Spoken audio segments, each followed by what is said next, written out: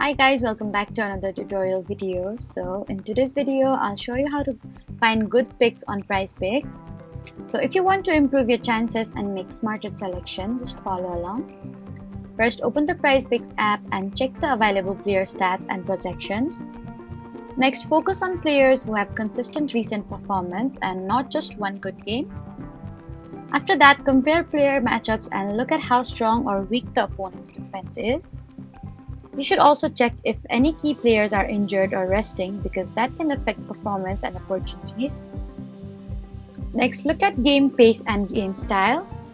Since faster paced games usually create more stats opportunities, then try to avoid picking players with very unpredictable performance or limited playing time. You can also diversify your picks instead of relying on only one game or one team. Another useful tip is to look at recent trends instead of long-term averages because current form matters more. And always double-check your picks before submitting to avoid mistakes.